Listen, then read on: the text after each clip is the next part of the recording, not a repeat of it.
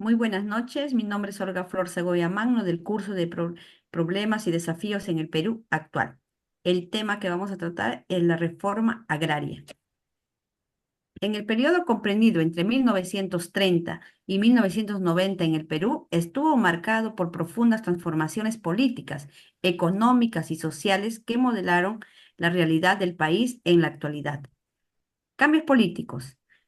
La transformación del gobierno oligárquico en un sistema más democrático en la década de 1930 marcó el fin del dominio de la oligarquía en el surgimiento del gobierno más representativos. Acceso a movimientos populares y militares. El UNGE del APRA, Alianza Popular, la Revolucionaria Americana, y la influencia del movimiento obrero, junto a golpes militares, transformaron el panorama político. Instauraciones del gobierno autoritarios. En la década de 1960 trajo consigo el gobierno autoritario de Juan Velasco Alvarado, quien implementó las reformas sociales y económicas con un enfoque nacionalista. Crisis política y la violencia entre la década de 1980 estuvo marcado por las crisis políticas y la violencia terroristas de Sendero Luminoso y el MRTA, que tuvieron un impacto devastador en la sociedad peruana. Mi nombre es Daniel Santamaría Aranda. Cambios económicos, industrialización y crecimiento económico. A partir de la década 1950, el Perú experimentó un proceso de industrialización, impulsó para la investigación extranjera y la expansión de la economía. Crisis económica y endeudamiento externo. La década de 1980 se caracterizó por un profundo crisis económico, producto de la caída del precio de productos de la exportación, el endeudamiento externo y la inestabilidad política. Implementación de políticas neoliberales. En la década de 1990, en el gobierno de Alberto Fujimori, implementó políticas neoliberales que buscaban la apertura económica y reducción del Estado.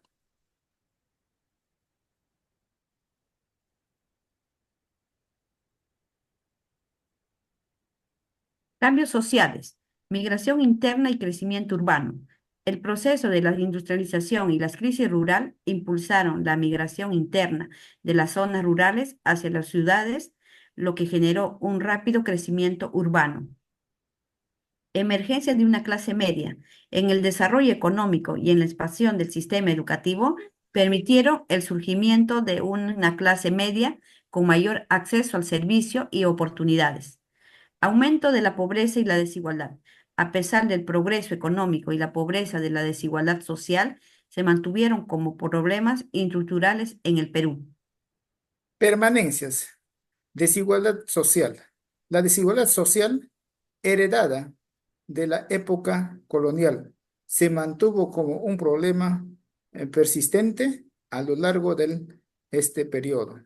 Influencia del oligárquico y a pesar de un declive, la oligarquía mantuvo una fuerte influencia en la colonial, en la economía y la política peruana. Corrupción y clientismo. La corrupción y el clientismo política se convirtieron en prácticas comunes de la vida política peruana. Influencia en el Perú de hoy. Las transformaciones ocurridas entre 1930 y 1990 han tenido un impacto duradero en el Perú actual. Estructura económica. El modelo económico actual está fuertemente influenciado por las políticas neoliberales implementadas en las décadas de 1990. Sistema político. El sistema político peruano se caracteriza por una alta fragmentación partidaria y una constante inestabilidad. Desigualdad social. Es la brecha entre el rico y los pobres, que siguen siendo un problema importante en el Perú. Cultura política. La cultura política peruana está marcada por la desconfianza en las instituciones, la corrupción y la violencia. Interpretación histórico.